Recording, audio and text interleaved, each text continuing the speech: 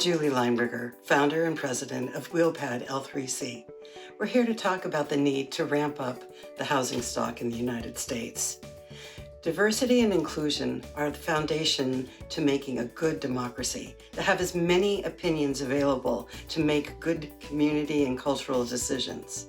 However, you need everyone at the table to do that, and so many people, due to mobility issues and due to inaccessible housing, can't even get in the front door to get to the table.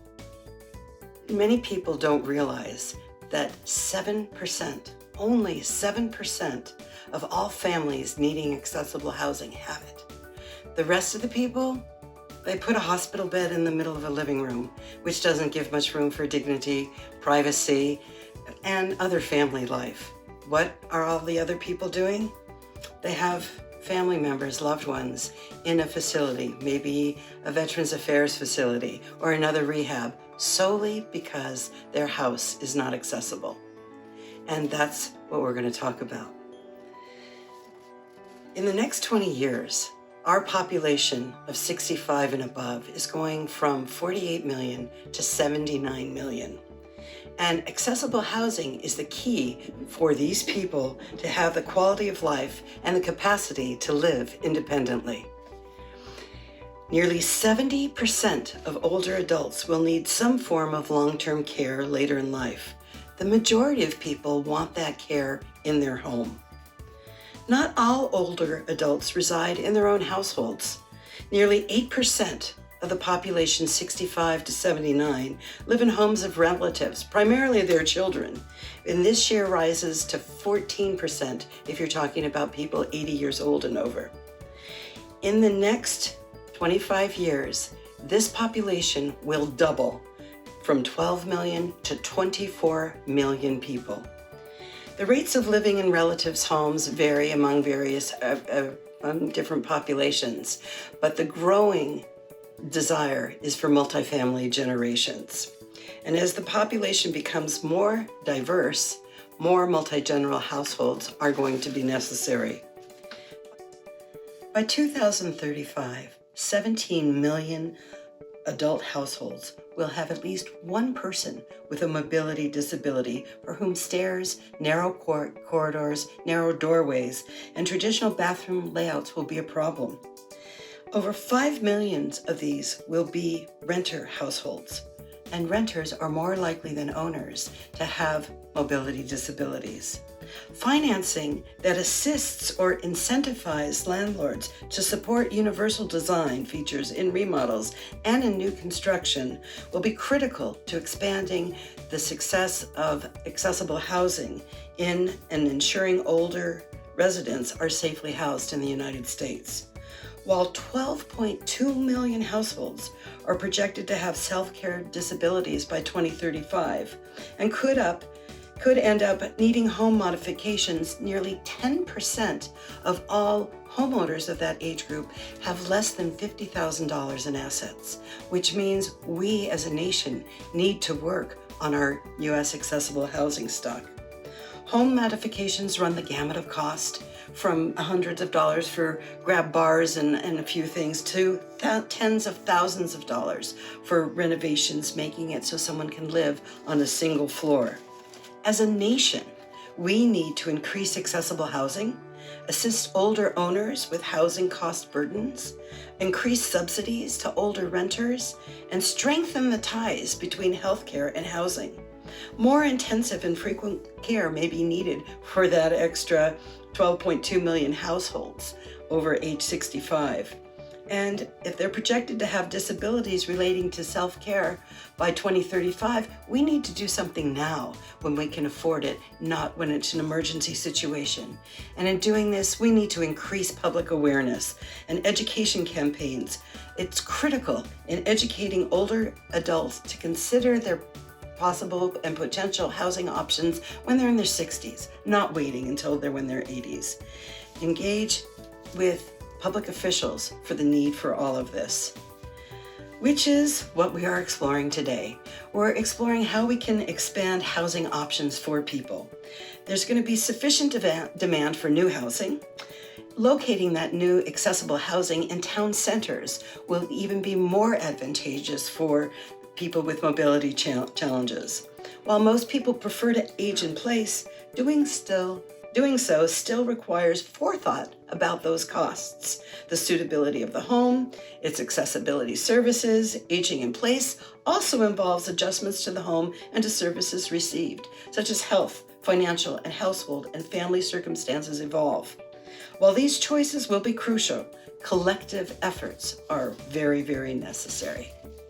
So in exploring all these things, I'd like to introduce my partner and the creator of WheelPad, which you'll hear about a little bit later, one of those options. He's going to be talking to us about the difference between ADA standards and true universal accessibility. Thank you. I want to take this moment to show you how we approached universal accessibility in a ranch home. My godson Riley had a limited budget and needed to create an accessible bathroom, and an accessible entry to his bedroom. And what we did was to transform the impression of not just widening a bathroom, but just knocking down the walls and starting all over again with glass walls, that it became not an accommodation, but a celebration. Like, we're gonna make a bigger, brighter, naturally lit bathroom that's gonna be fun to go to and is gonna be nice to look at from outside in the bedroom. And that changed things. And then the other thing I wanna take note of is the door. We always have this thing of approaching a door, and whether we approach it swinging in or swinging towards us, and we just upended that. We put a pivoting door. It was so much easier, and you'll just notice how he passes through both ways, not having to do this maneuvering that's required in these special accessibilities. So just two subtle features that take accessibility burdens for some people and make them absolutely sort of delightful.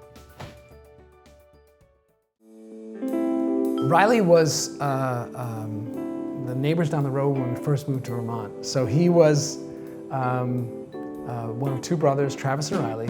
They lived up the road. They were about the same age as our girls. They developed a fast friendship pretty much when they were in their 2, 3, 4 years old age. Oh, early on. I think we first met Riley when he was 5. Let's set the door recessed into this back part, but I like the idea of it swinging out. For me, that means another one of these pulleys to close the door. Welcome to my accessible home. Getting home from work, first thing you gotta do is set something down, pull up behind a device, it usually seems these days. So I've got a lowered countertop here that is accessible by design for sure. We also put the microwave down at my access level so that I can get in here and operate it. And then I'm also spending a lot of time in my custom-made bedroom when I get home, so that is this way if you want to come check it out.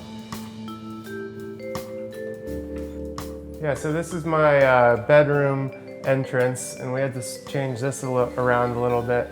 Basically took 2 bedrooms, made it into 1 master bedroom, made the entryway to the bedroom a little bit wider. The way we solved for me coming back and forth out of my bedroom door was to put in one of these kitchen swinging doors. And then another aspect of the accessible design that is really easy to build into any property but often overlooked is bringing the switches down on the wall so that someone in a wheelchair can access it. I have these pivot hinge doors, just like they have in restaurants. You know, the swing, the top and the bottom hinge, and you can swing it either way. I mean, why have to worry about fumbling with a freaking doorknob when you can actually just, do something that already exists? You're not going to spend extra and really make use of what's already existing. Yeah, so there you go. You solved the issue of getting left behind the door handle with a kitchen door. Worked pretty good.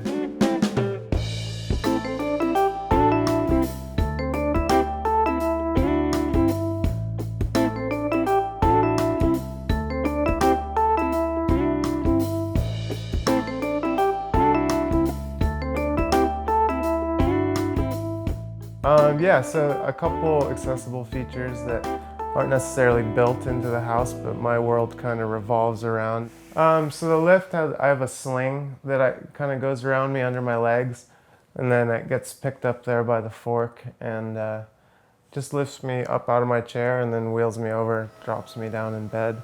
Actually has a number of settings on it where you can articulate the bed so that you're moving your body around if you're in bed a lot, so you're not getting pressure sores and stuff like that, other things that people in wheelchairs have to think about that the able-bodied population doesn't as much. You know, many people would say, oh, accessible means you're gonna spend more on special features. Well, actually, I would have spent more if I had bought one of those accessible showers than that beautiful custom glass shower that we built. That was just drywall, sheetrock, and tile. This is not rocket science. Just rethink about how we build these things. Yeah, so when I was looking for a house, one of the hardest things was to find an accessible bathroom. It actually kept me out of housing for a number of months, so it was a must-have in the remodel, and we pretty much designed the whole bedroom around this accessible shower. The shower is definitely the center point of the design, in that we took the most time to think about how you can access this with the least amount of barriers, how much space is needed in it for the chair to turn about, and then where the water flow is, where the handles are that I can access them while sitting in the chair, how easy it is for me to operate the door, had a lot to do with the tracks that we chose. So all the little nuances of the shower, down to the frost on the glass to have the privacy from the bedroom, was really thought through.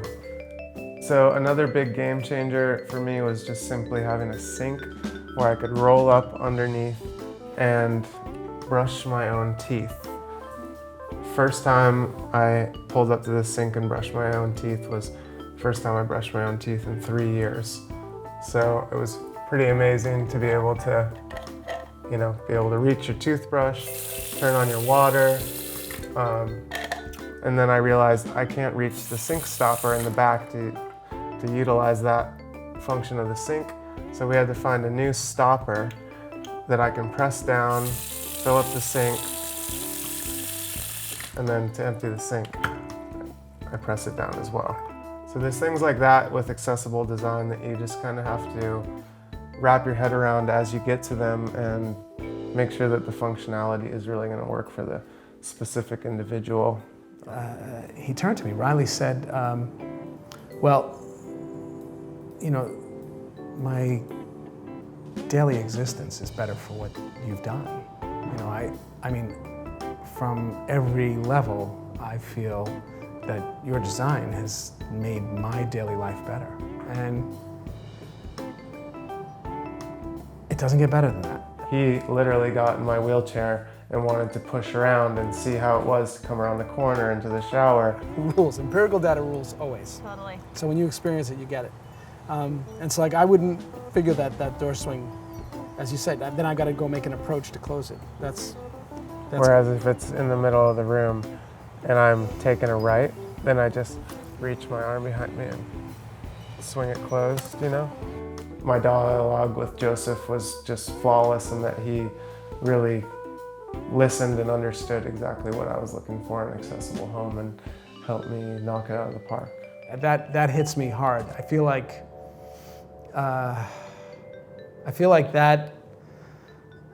that's really where I live. That's really where I want to be helping people through whatever work talent that I have. I want to be able to really make their lives better. So thank you for saying that.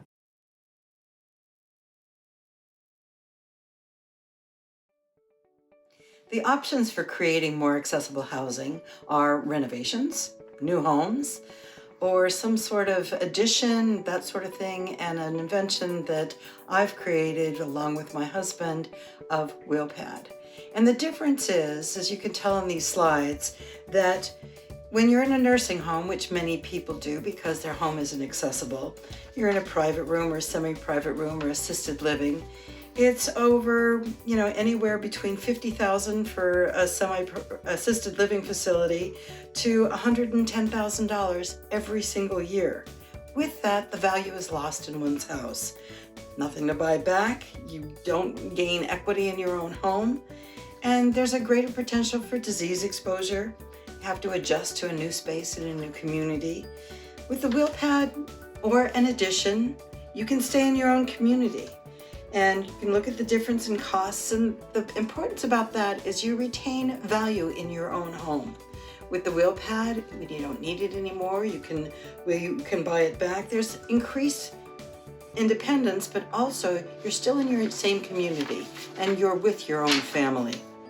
There's also a difference between stick-built and modular. With both stick-built for an accessible tiny house or for renovations or additions, they're average anywhere from $350 a square foot. You got all these multiple small decisions, and it's tied to the local real estate market. With WheelPads, can be a quick 14-day turnaround, 14 days to install. Decisions have already been made. It's not for everybody, but for some people, this is the perfect advantage because there are minimum decisions to make, and WheelPad has a buyback guarantee. These are some of the possibilities to create accessible housing, and then my partner is going to tell you about some of the accessible renovations that he's done for people. Hey, it's Joseph Sincata back with you to tell you about some of the renovations we've done that have really focused on doing more than just ADA, but actually making the integration of the accessibility feel like a bonus for the building. So rather than seem like an addition to accommodate a law, I wanted to make the two things, the ramp and the building, enhance each other. So we conceived the ramps as garden paths or as part of the architecture, using railings that were not incompatible but actually enhanced the architecture. So with that, we had a number of projects that you'll see. One was for the Congregational Church in Wilmington, Vermont. Won a landscape award for actually enhancing the landscape that it's set on. A beautiful historic building, really nice idea of taking earth and creating a garden path up to the front door. We used stone walls that are used a lot in that area of the world, and we used even a bench at the end of the landing so that it could be a place to sit. And really focused on, as I said, enhancing the architecture, not just being an addition. Oh, it was for the same cost as the wood ramp would have been. That's the kicker. Putting earth someplace and putting stones is actually cheaper than cutting lots of wood and nailing it up and finishing it, painting and all that. So that's another thing. I love taking something, making it better, and working with what is rather than inventing something new. I'll tell you about another project we did for a pharmacy that took over a Gothic church. So we took that church, it was raised up with steps, as churches usually are, and we integrated in that raised plaza a ramp using a wrought iron railing that completely was compatible and enhanced the front look of the building. That's a project we'll show you in downtown Brattleboro, Vermont. I won another award for that. We did two other projects in Brattleboro that were quite interesting. One was for youth services, where they had a big wraparound porch. And rather than add in front of the porch, we actually took out some parts of the porch and integrated the ramp right within it. That inspired Evan Johnson for his Eagle Scout project to build a ramp for the music center just down the street. And in that case, Evan actually built it all, designed it in coordination with us. And I was sort of a advisor and took care of any of the permit issues that he might have had. But again, I love the idea that it inspired somebody to not just stick a ramp in front of a building and let it look stuck on, but actually kind of create a path that felt nicely and integrated. I think the whole thing about this ADA accommodation is they're telling us what the pitch of the ramp has to be, how it has to go to be safe. What's our responsibility, I think, as a country, as a society, as humans, is to celebrate it and not make it seem like a grudging kind of accommodation, but actually make it seem like we do with stairs, that a grand staircase. We should have grand ramps. Why not? We're saying we want more of you out there to use these buildings, and that's a really good thing to say. So my friend Julie Sawchuk, and this is her book, Build Your Space, one of her many books that she's done. The first thing she did was, when she became paraplegic, was to make the home that she was living in accessible. And this book is all about how to do that. But then, after living in that for quite some time with her family, she realized, no, this is rehabbing what's there. So then she spent the money to actually build a new house. And that too is in this book, and why she made the choices to do what she did. Not all people can afford that. However, Julie Sawchuk also has a website. She does a lot of lectures about creating accessible spaces, and she's someone worth looking for on the internet. Julie Sawchuk, Sawchuk.